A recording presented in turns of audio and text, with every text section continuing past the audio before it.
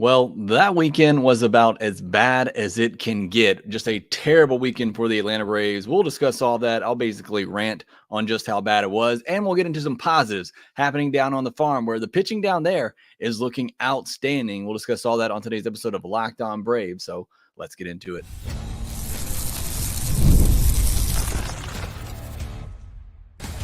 You are Locked On Braves, your daily Atlanta Braves podcast. Part of the Locked On Podcast Network, your team every day.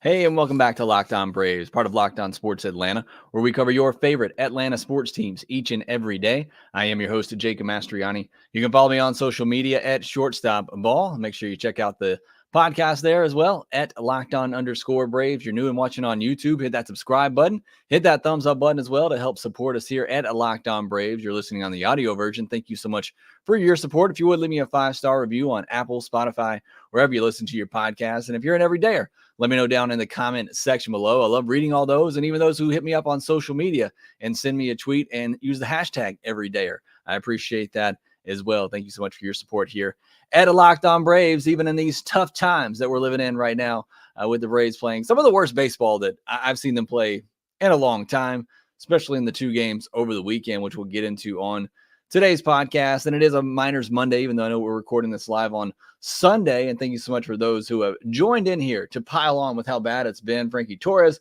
One-Eyed Jack, Kevin Caps, On a Mission for Truth, our Guinness, William the Worst in here as well, Golden Child, Jessica, Matt Cox, Sir Marshall, Stephen Kelly, Speed Crazy. I do not agree with you that this team will miss the postseason. They will get there, but man, as Jeffrey Humphrey says, what a horrible game it was on Sunday night. And even more so than that, we'll just go ahead and get into it. We're going to get into Minors Monday here as well, again, recording on Sunday. But let's start with the weekend. And when I put together my show notes for Monday, again, we're recording on Sundays. Last time I'll tell you that, but this is our Monday episode. When I'm getting ready, preparing that show, I always put highlights from the weekend.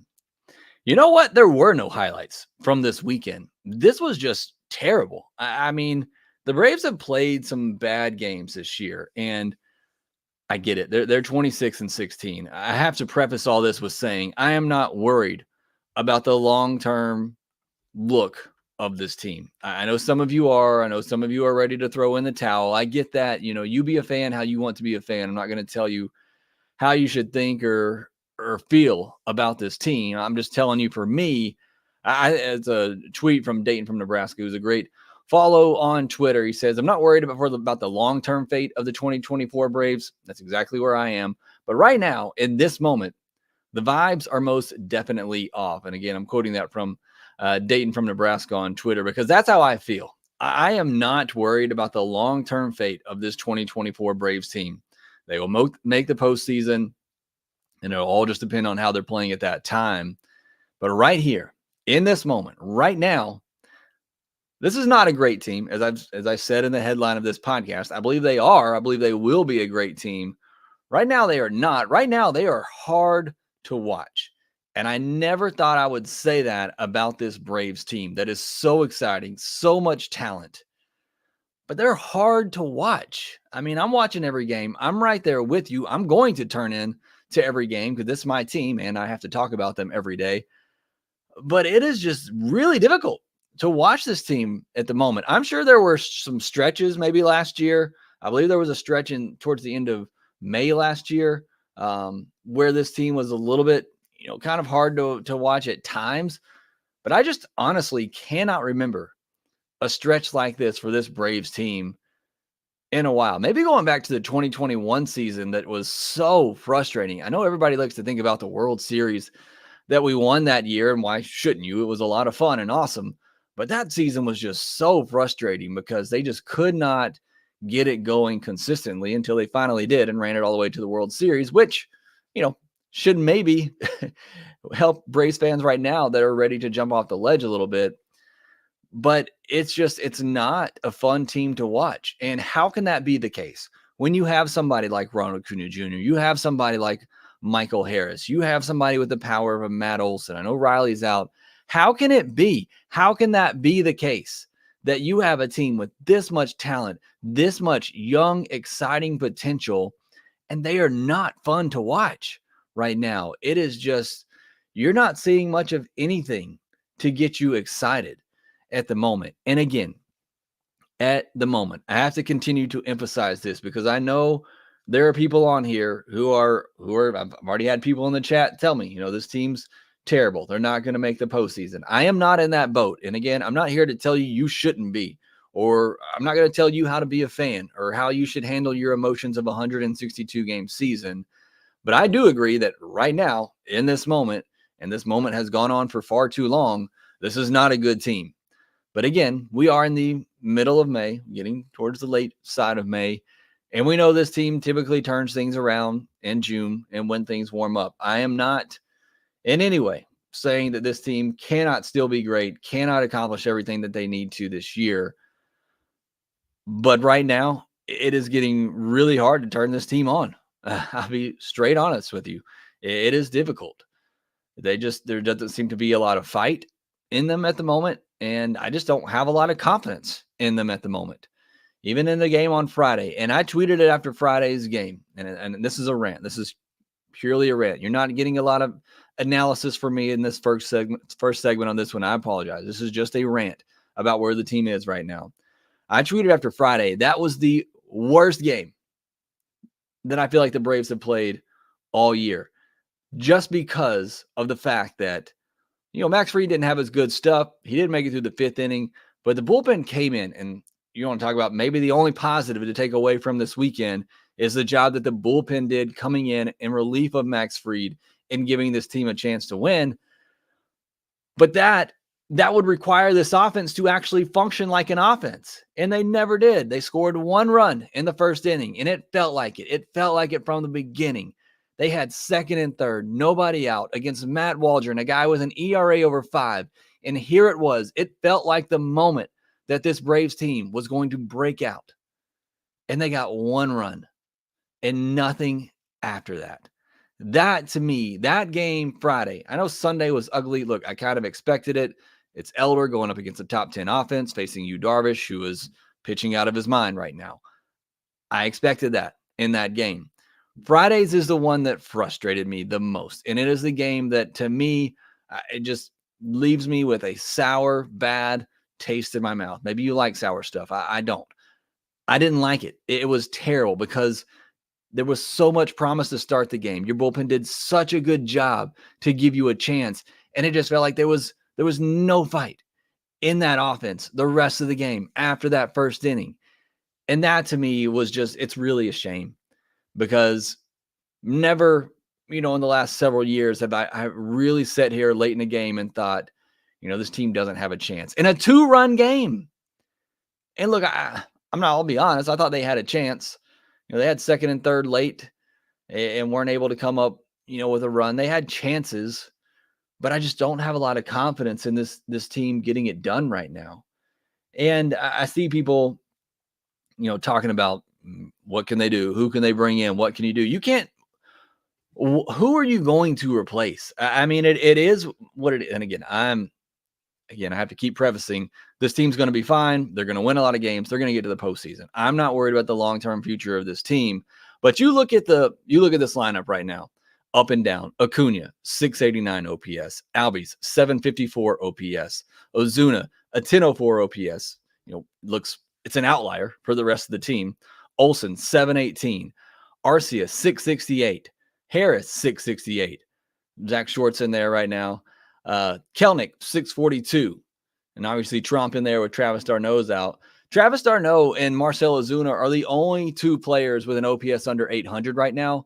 Last year, the Braves had 8 regulars with an OPS over 800. I mean, you could expect some regression from the offense coming into this year, but it has just been hit hard. Again, things are going to change. They're not going to hit like this all year long, but we're talking about a month now.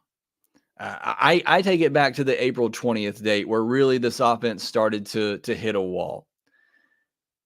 Here's maybe the good and the bad news. I posted numbers on social media since April 20th. The Braves are a bottom 5 offense. A one of the worst 5 offenses in baseball since April 20th. I know that's maybe a little bit hard to comprehend. Maybe not if you've been paying attention and you've been watching, but this is one of the 5 worst offenses in baseball since April 20th. They are 13-11 over that stretch. That's counting Sunday night's loss. They are 13-11 over that stretch. That's in large part because the starting rotation has been top 5 over that stretch. They've been fantastic. But now we have 3 starts in a row from Morton, Fried, and Elder where they've been really bad. If the starting pitching doesn't continue like it had been and the offense doesn't pick it up quickly, then we are suddenly looking at a pretty rough situation for the Braves. As it stands, they've been able to survive this stretch, this 24-game stretch now because the starting pitching has been so good. But man, it has been really hard. And again, the Braves are 26-16. What's kind of crazy here, they played 42 games this year. That's 2 fewer than the team with the second fewest played games this year in the Orioles, who have played 44 games. And 20 teams have played at least 47 games. Again, the Braves have played 42. 2/3 of the league has played 47 games. Now, I'm reaching for excuses here, but it just feels like there's been no rhythm to the season this year. The Braves have had so many off days. They've had so many rainouts, I feel like, at least 2 or 3 rainouts in there. You know how much this team loves to stay in a rhythm and play every day. Again, I'm reaching, but even just as a fan, it feels like we're playing 2 games, we're off a day. We're playing another 3 games, we're off a day. Again, I can't excuse everything that's happened, but I just found that interesting and at least wanted to point it out. Now, I've said all that, rant somewhat over. We know that June is typically when this team wakes up, this offense in general wakes up and gets going. That's only 2 weeks away, and the schedule does get easier. They finish the month against the Pirates, Nationals, and A's. It's a little rough in the middle of June. You're playing the Orioles, Rays, Tigers, and Yankees. Orioles and Yankees are really good. Rays and Tigers are teams that the Braves should beat, but they've been playing a lot of teams here lately that they probably should beat. But either way, it's been a tough schedule. I'm not saying it hasn't, and the Braves have survived it. But again, we know June is typically when the offense heats up. The schedule's going to get a little bit easier or a lot easier. So I have hope that these things are going to get much, much better for the Braves. But again, I'll say it one last time. In this moment where we are, it is hard to watch this Braves team. That's not going to last, but it is hard. And I can understand those who are frustrated. I can understand those who are really upset right now with the way things are going. All I can tell you and all I try to tell myself is you got to be patient. And you got to know that better days are coming and that it is still a long season. And I agree with William here. Acuna is forcing it. I think a lot of Braves players are trying to force it right now because they know it's not there. And again, just they have to play their game. They can't hit like this all year long. It's crazy because it's almost the entire lineup. Sans Ozuna and Travis d'Arnaud here or there. Olsen's been swinging the bat better lately. But for the most part, it's up and down the order that guys are struggling. So, again, I apologize for the rant. Not a ton of analysis in there. I try to give you more analysis than that, but just with what we saw this weekend, I was frustrated with it. I know you're frustrated by it. So I wanted to come on here late on a Sunday night and just vent about it. But it's been rough, and I get it, and I understand it. Things will get better. You just have to hold out hope, and you have to know and understand that it will get better for this Braves team. Again, hopefully starting here pretty soon in the end of May. Like I said, the schedule gets a little bit easier. Hopefully they get a little bit healthier. Sean Murphy, Austin Riley get back, and hopefully this team does start to wake up and play like the team we know they are. This is a great team. It's just not right now. It is not right now. All right, appreciate you for letting me go through that rant and vent with you. Thanks for venting in the comment section with me as well. Next, we'll turn our attention to the minor league level where there's a lot of good to talk about there, including some great pitching performances and a no-hitter from Ian Mejia, who has been one of the big, bright breakout surprises for the Braves this year. We'll discuss all of that here next. My wife and I started looking for life insurance several years ago. We started having kids, and the process was super stressful. Didn't know where to go, who to turn to. I wish we would have known about Policygenius at the time. They are the country's leading online insurance marketplace, saving you time and money so you can provide your family with a financial safety net starting today. With Policygenius, you can find a life insurance policies that start at just $292 per year for $1 million of coverage. That is a great deal. Some options offer same-day approval and avoid unnecessary medical exams, which is nice. Policygenius helps you compare your options from top companies, and their team of licensed experts is on hand to help you talk you through it every step of the way. Talk to a team of award-winning agents who will walk you through the process. Easily compare quotes from America's top insurers in just a few clicks to find your lowest price. Check life insurance off your to-do list in no time with Policygenius. Head to policygenius.com/lockedonmlb or click the link in the description to get your free life insurance quotes and see how much you could save. That's policygenius.com/lockedonmlb. Today's episode is sponsored by Yahoo Finance. Wouldn't it be great if you could see all your investment and retirement accounts in one place? With Yahoo Finance, you can consolidate your views from multiple accounts into one hub and access the expert analysis you need to tend to your entire portfolio with confidence. For more than 25 years, Yahoo Finance has been the brand behind every great investor. Whether you're a seasoned investor or are looking for that extra guidance, Yahoo Finance gives you all the tools and data you need in one place. Securely link your brokerage accounts for a unified view of your wealth, including 401k and other investments. A comprehensive perspective is what sets apart great investors, and it's how Yahoo Finance ensures you have the insight to look at your wealth in its entirety. For comprehensive financial news and analysis, visit the brand behind every great investor, yahoofinance.com, the #1 financial destination, yahoofinance.com. Again, one more time, make sure you go and check them out like I did, and it's been a huge help. That's yahoofinance.com. I want to remind you that Locked On Sports Today is launched free on YouTube. It's a free 24/7 sports streaming channel program for you every day, and now they're available on the free Amazon Fire TV channels app. You just turn them on, listen all day long. Stop worrying about what's on ESPN, Fox Sports, all the nonsense that they're screaming over there. Come on over to Locked On Sports Today, Locked On Sports Podcast Network, your team every day. All right, I'm going to be out at the ballpark this week, not in Atlanta, but here in Hoover watching the SEC tournament. So I'm looking forward to that, and it'll help me gear up for my prep for the draft this year for the Atlanta Braves. I wish they could get Charlie Condon from Georgia. Probably not going to be the case, but be out there all week having fun there. But we'll still have plenty for you here on Locked On Braves. This is our Miners Monday segment, so we'll run through some of the highlights from this past week. A.J. Smith-Shawver, 5 1/3 innings, 6 hits, 2 walks, 4 earned. Did have 8 strikeouts, but 3 home runs allowed. And yes, as Tyson says, A.J. Smith-Shawver hasn't been good. He's allowed 9 home runs this year. That would be tied for 3rd most in Major League Baseball right now. And that was the thing that hurt him the most at the Major League level. And it's certainly something that he has to work on, limiting the home runs. Great to see the strikeouts.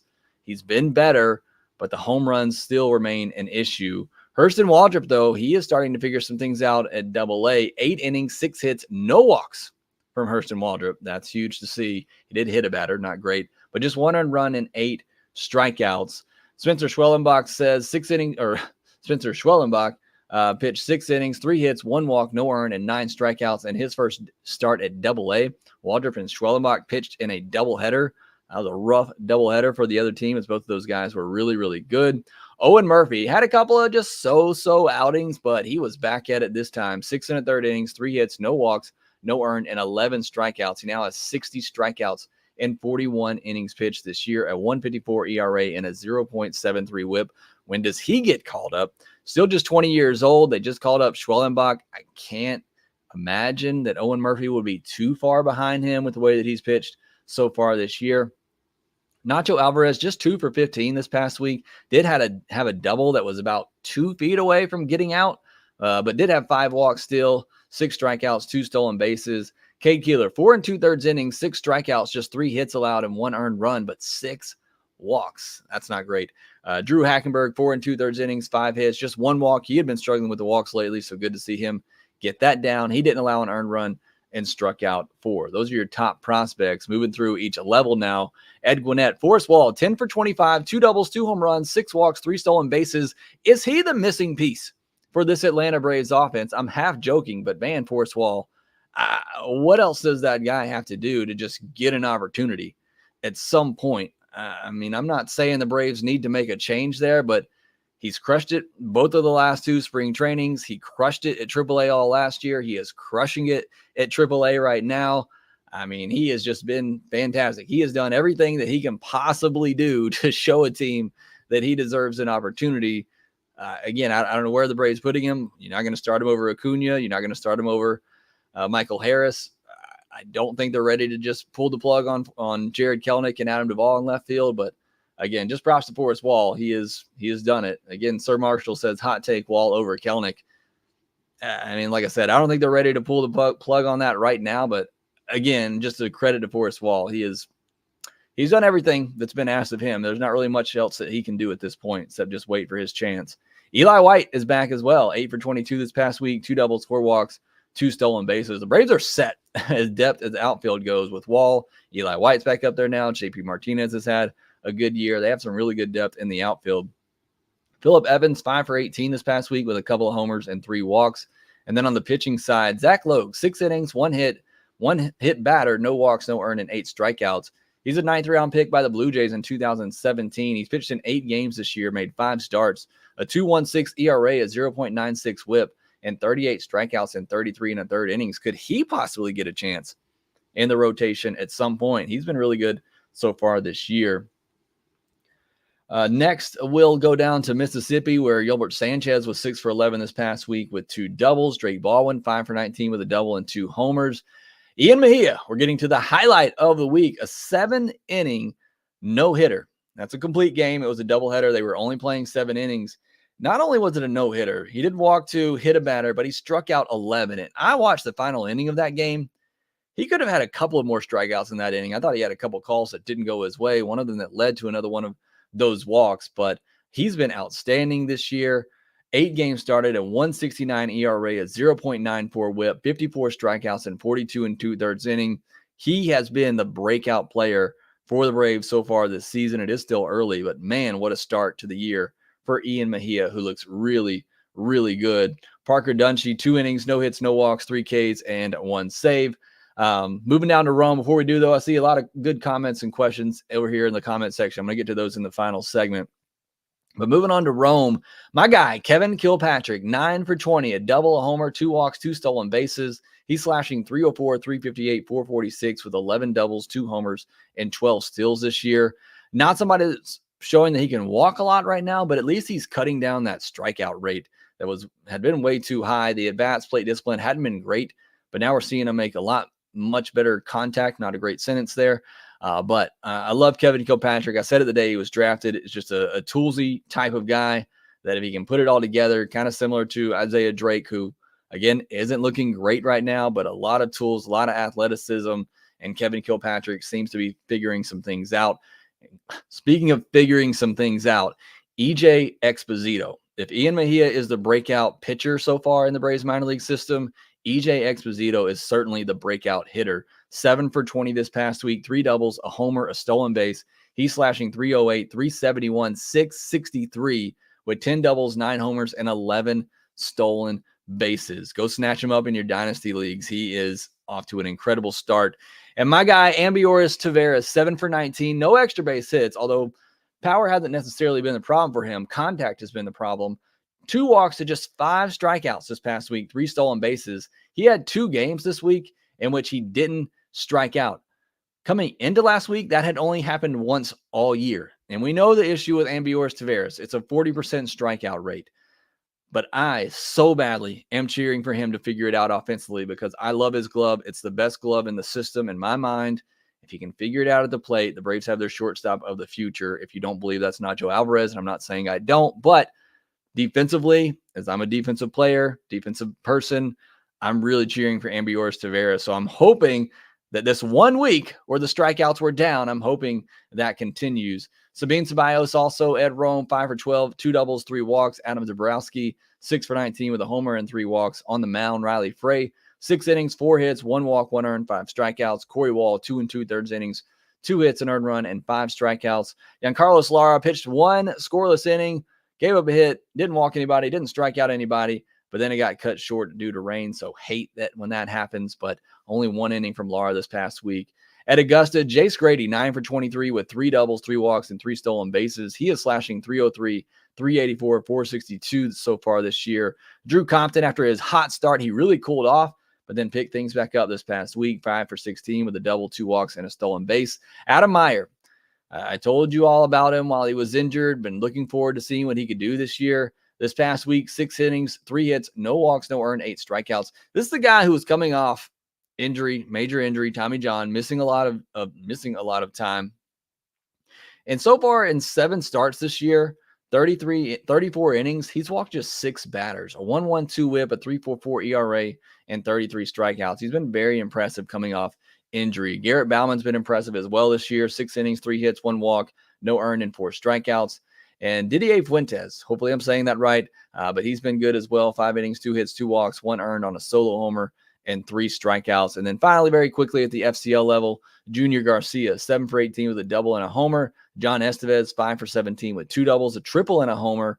John Gill, 4 for 16 with 5 walks, 2 stolen bases. And then Luis Aristigueta, 4 innings, 2 hits, no walks, no earned, 6 strikeouts. Kadon Morton, 4 innings with 5 strikeouts. So that is your Minors Monday segment. We'll take another quick break here. I'll get into some of your questions and set you up for Monday's doubleheader. We'll do all of that here next. Are you struggling to close deals? B2B selling is tougher than ever, and that's why I want to tell you about LinkedIn Sales Navigator. LinkedIn Sales Navigator is a sales intelligence platform that helps professionals effectively prospect and engage high-value customers, drive higher revenue, and increase sales performance. Sales Navigator helps you target the right buyers, surface key signals such as job changes or which accounts you should prioritize, and shows you hidden allies so you can find those buyers that are most likely to convert. Fueled by LinkedIn's 1 billion member platform, Sales Navigator gives you the most up-to-date first-party data, enabling you to unlock conversations with the people that matter. Right now, you can try LinkedIn Sales Navigator and get a 60-day free trial at linkedin.com/lockedon. That is linkedin.com/lockedon for a free 60-day trial. Let LinkedIn Sales Navigator help you sell like a superstar today. Just go to linkedin.com/lockedon to get started. All right, let's get through the news really quickly here. Austin Riley still not ready, hasn't swung a bat yet. They still haven't put him on the injured list, but he may get to at least do some dry swings on Monday. Hopefully he'll be back later this week. David Fletcher getting ready to be investigated by Major League Baseball as he apparently or allegedly was betting on sports using the same bookie as Shohei's interpreter, who's in a lot of trouble himself now. My biggest takeaway of this is, first of all, I hope it's not true because that's just bad for baseball. But my second takeaway is, how can the Braves save money? If you're wondering why the Braves haven't just cut him yet, it's because if MLB goes to their investigation and they suspend him, ban him for life, Braves should be able to reclaim all that money that they still owe him. You know, more than $5 million this year, $6.5 million next year, and a $1.5 million buyout. Braves could save potentially over $10 million, depending on what happens here in this David Fletcher situation. Braves have a doubleheader on Monday. It's Dylan Cease versus Ronaldo Lopez in the first one, Vasquez versus Sale in the second one. First one's obviously going to be very tough. Look, Braves are hoping they can sweep this and at least earn a split in the series.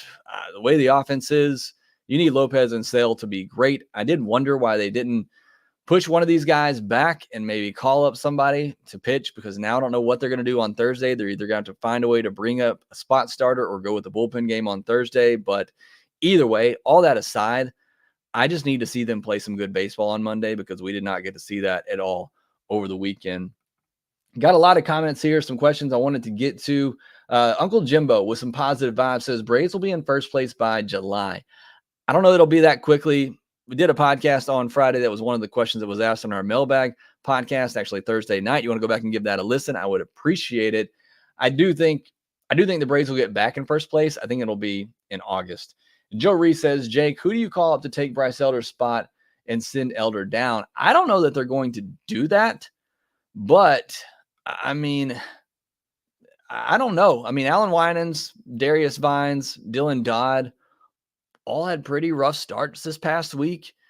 I don't know that they're going to be any better for you. Look, Bryce Elder, I've backed him for a while. I've said he's a fine fifth starter, but you just can't trust him against good offenses right now. And look, I understand he's your fifth starter, and it's going to be hard for him to go up against the Dodgers and the Padres of the world, but you got to at least keep the team in the game.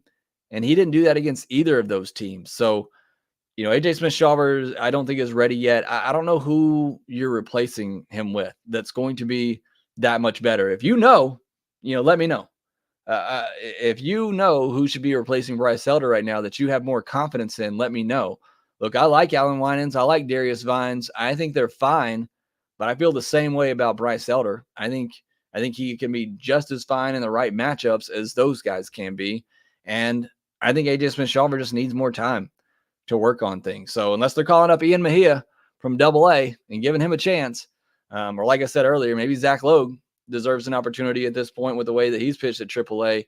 I just don't know who they have right now that gives you as good or better of a chance than Bryce Elder does. And I know that's rough to hear coming off the start he just had. But again, if you have any suggestions, please let me know down in the comment section below. I would love to know your guys' thoughts of who they're going, who could come up right now and do better than Elder. And, maybe I can, but that's just the options that the Braves have right now. But regardless of all that, if the offense does not wake up soon, it's not going to matter. And hopefully that happens on Monday as the Braves take on the Padres. That will do it for this episode of Locked On Braves. Thanks so much to all of you who have joined me live with all your great comments. I appreciate it. Make sure you subscribe on YouTube if you're new. Make sure that you rate, review, and subscribe to the Locked On Braves podcast wherever you get your podcast, and we will talk to you next time.